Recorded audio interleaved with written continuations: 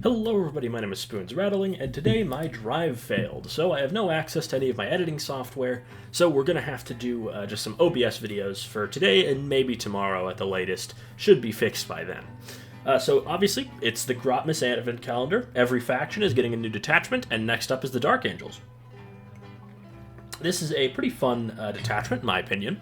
It's the Lion's Blade Task Force, which sort of represents a combined arms approach, mainly between the Ravenwing and Deathwing, which makes perfect sense lore-wise. It's pretty interesting, so let's get into it. We'll start with the detachment rule, of course. So first up, in the Lion's Claws. So this sort of rewards you for having your Deathwing and your Ravenwing work in concert. In terms of restrictions, obviously, you can include Dark Angels units, but nothing from any other chapter, as per usual with these chapter-specific detachments. So this detachment rule has two core parts. Each time an enemy unit, excluding monsters and vehicles, within engagement range of one of your Ravenwing units from your army falls back, all models in that enemy unit must take Desperate Escape tests, and when doing so, if that enemy unit is battle-shocked, subtract one from each of those tests. So this is a pretty handy detachment rule, honestly. Desperate Escape is an extremely powerful rule that doesn't come up very often. Because obviously it keys off of Battle Shock. But having guaranteed Forced Desperate Escape is honestly pretty powerful because it can lead to a lot of valuable units just outright dying. And obviously, if they're Battle Shocked, even better, because that means their units will explode on a 1, 2, or 3, which makes it effectively a coin flip. This is excellent against things that really don't want to be in combat with you, or things that want to be in combat with other things.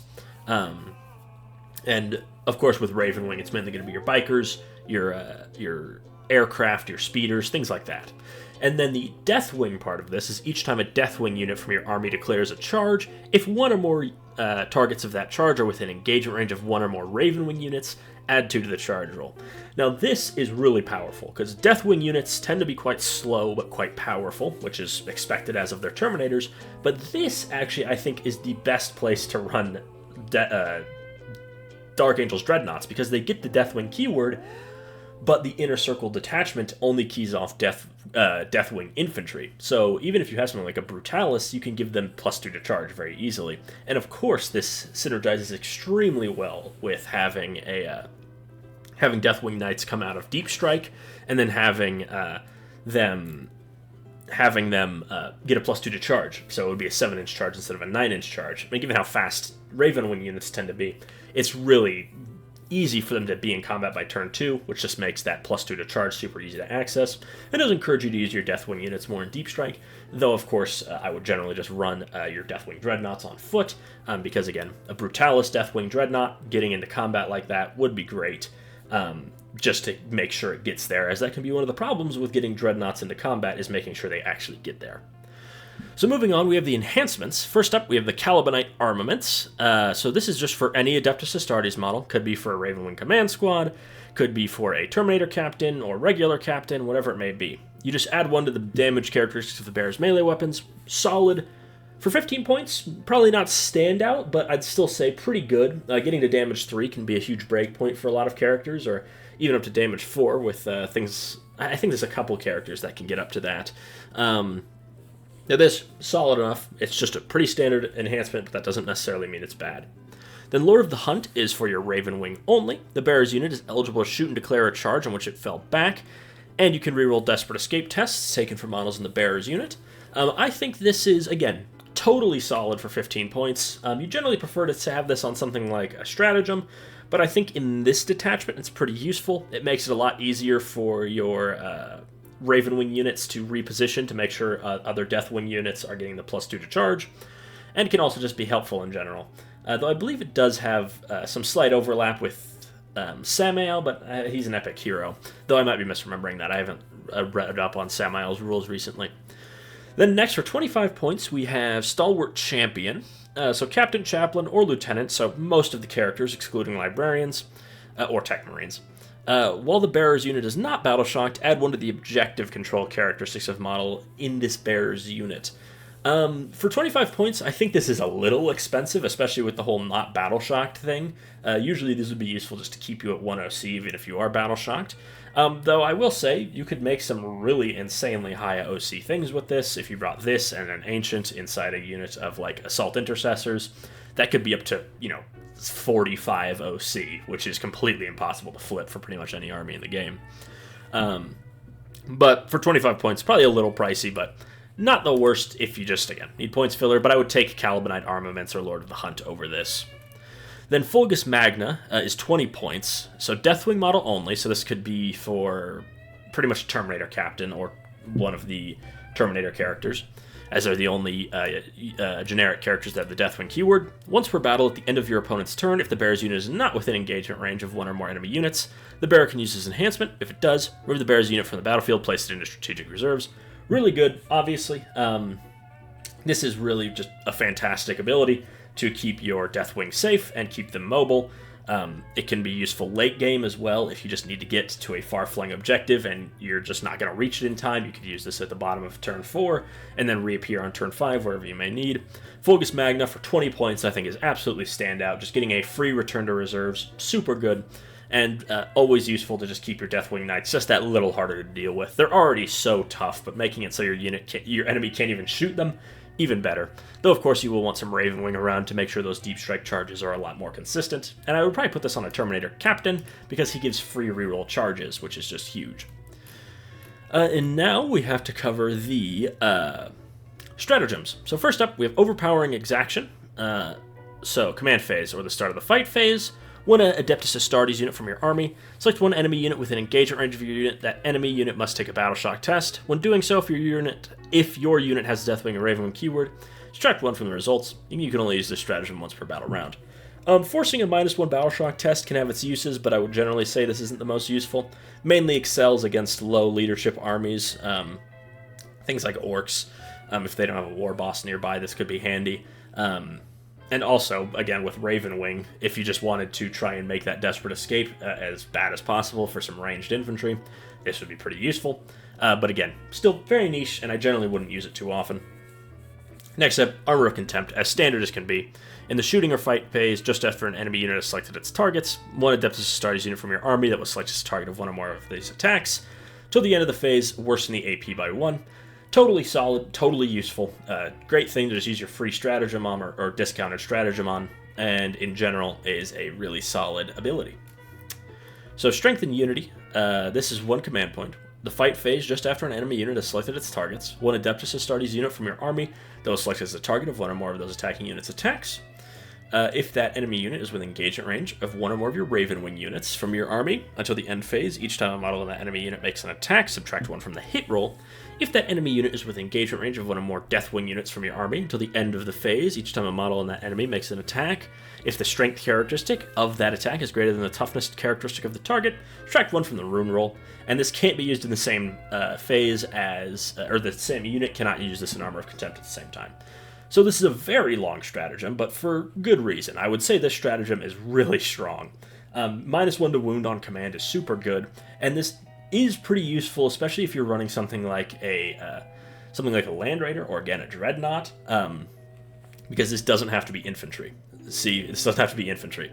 So even if you're just a Deathwing Dreadnought and you charge into something like an enemy knight or an enemy an enemy Mauler Fiend, for example, you could turn this on to make them -1 to wound, and that's really useful as they rely on their like strength 14 weapons. They would be no better than strength 10 or whatever it may be. And even better if you have some Ravenwing running alongside them. This really does encourage you to have these units work in concert, because -1 to hit and wound is one of the most infuriating durability combos you can have, especially against things like orcs, who already are super powerful in melee, but these two could make them significantly less so. Again, there is times and a place to use this. This will excel against things that are high strength but low AP. and then Armor of Contempt, or if you're going to be on your invulnerable save anyways, obviously Strength and Unity is much better. If you're fighting something that has like AP3 melee, then yeah, you Strength and Unity for the -1 to wound. And then if you're fighting something where the -1 AP will be more impactful, use Armor of Contempt. It's nice to have both in the back pocket, and both I'd say are solid targets for a free stratagem. Next up, we have Knights of Iron. So your movement phase or your charge phase, one Ravenwing unit from your army until the end of the phase. Each time a model in your unit makes a normal advance or charge move, it can move horizontally through terrain features. This is super useful as mounted units can often end up being kind of stumped by their movement, having to move around having to move around buildings. This just allows them to blast through walls on their motorbikes, which A, looks really cool, and B, is really useful. Also good if you are hiding out of line of sight so you don't get shot. You can just charge straight through that wall to be very, very threatening. This doesn't key off of like Ravenwing mounted, so you could use this with the Ravenwing Storm Speeders, which I do think have use here purely just for their speed to get from just to get those charges off to key off your Deathwing buffs. And then Illuminating Fire is one command point. Your shooting phase, just after a Ravenwing unit from that army has selected its target, that Ravenwing unit. Select one enemy unit within 12 inches of your unit that was selected as the target of one or more of those attacks. Till the end of the phase, each time a friendly Deathwing unit makes an attack that targets an enemy unit, add 1 to the wound roll. Not the most impactful for things like Deathwing Knights, as they'll usually be running their maces with their anti-monster and vehicle 4+. But this, again, excels with Deathwing Dreadnoughts, because a Brutalis or a Redemptor that charge into melee, getting +1 to wound, especially Brutalis, will be wounding the entire game on 2s, and will be twin-linked in the case of the Brutalis, if I'm not mistaken. And then this is also useful for Inner Circle Companions, and if you are running the sword and board configuration of Deathwing Knights, super useful just to get them to be slightly more consistent. Their strength 6 means they will be wounding most things on the game on 4s if they're super tough here, or on 2s if they're lower. Super useful, and given how flexible it is, if you have a unit of Outriders, Ravenwing Black Knights, whatever it may be, you can just have one of your units shoot at a target where Deathwing are going to charge into it, and then have the rest of the unit turn their guns elsewhere, which could be more impactful. And then we have, finally, for 2 command points, so this is big price, Inescapable Wrath. This is at the end of your opponent's charge phase, one Deathwing Infantry or Deathwing Walker unit from your army. So again, Deathwing Walker, that applies for Dreadnoughts. From your army that is within 6 inches of one or more enemy units that would be eligible to declare a charge against one or more of those enemy units if it were your charge phase. So basically, if there's someone close to you and they fail the charge, your unit, or they don't even have to. So if you get in close, they're really in trouble. Interestingly enough, I don't think there would be a way to do this. No, there wouldn't be. So let's put a pin in that. So effect, your unit now declares a charge that only targets one or more of those enemy units, and you resolve that charge. Note that even if the charge is successful, your unit does not receive any charge bonuses. This may seem bad, but remember, this is your opponent's turn, so you will be fighting first in that fight regardless, even though you don't have the charge bonus. So this is really powerful. An insane gotcha that is really, really powerful. If you have something that's just hiding in the midfield and something, very valuable walks past and doesn't see them or forgets they're there, these guys jump through the wall and get into combat with it, and there's nothing they can do about it. Obviously, 2 command points, very expensive, but I would say it's still a solid target for discounts just because it's a really powerful stratagem, and also pairs really well with Rapid Ingress. Inescapable Wrath is easily the best stratagem here.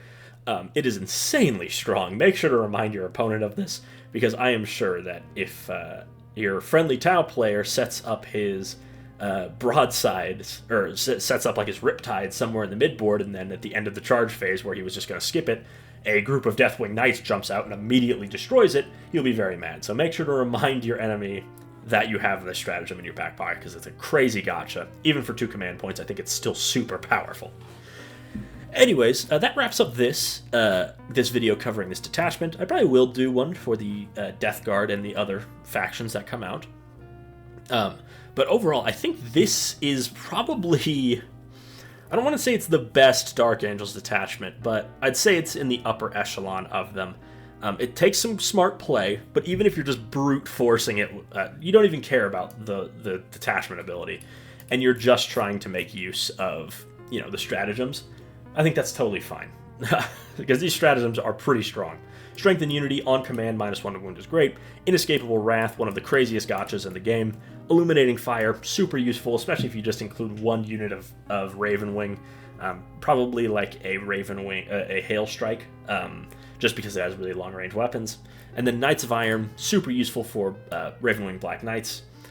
And even overpowering Exaction can have its uses against low leadership armies, just to make that Desperate Escape a little nastier.